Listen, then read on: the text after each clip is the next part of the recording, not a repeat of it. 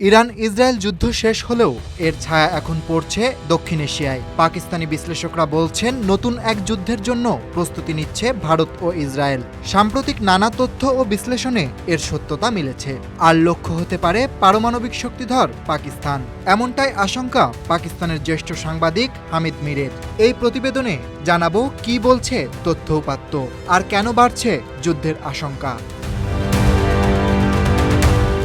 হামিদ মির দাবি করছেন, ভারত ও ইসরায়েল যৌথভাবে পাকিস্তানের বিরুদ্ধে একটি সম্ভাব্য সামরিক অভিযান বা হামলার পরিকল্পনা করছে। তার ভাষায়, এই হুমকি এখন আর গুজব নয়, এটা বাস্তবে রূপ নিচ্ছে।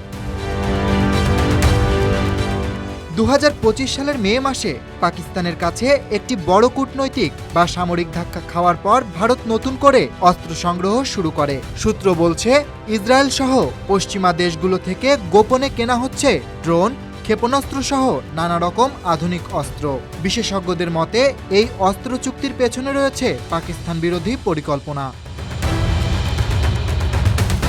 18 জুন ইসরায়েলের সাবেক উপপ্রতিমন্ত্রী মেইর মাসরি এক্সে আরবিতে লেখেন, ইরানের হামলার পর এবার হয়তো পাকিস্তানের পারমাণবিক কর্মসূচি ধ্বংস করা হবে। এই পোস্ট ভাইরাল হয় পাকিস্তানে, জন্ম নেয় আতঙ্ক। একইভাবে ছড়ায় ভারতীয় অ্যাকাউন্টগুলোর পোস্ট। অপারেশন সিঁদুরের শেষ ধাপ হবে পাকিস্তানকে নিরস্ত্রকরণ।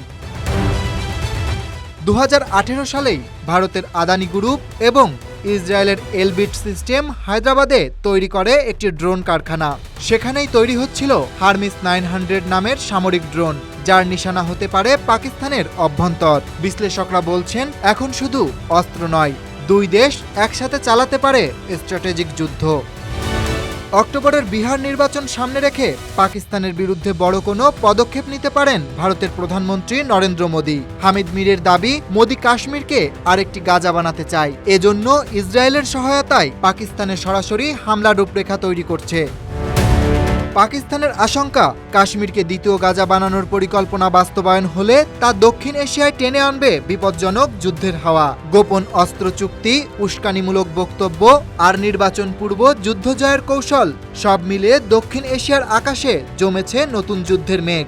ভারত ইসরায়েল জোট যদি সত্যিই পাকিস্তানকে নিশানা করে, তাহলে শুধু এক দেশের নয়, কাঁপবে পুরো উপমহাদেশ। Aritra Basu, desk report.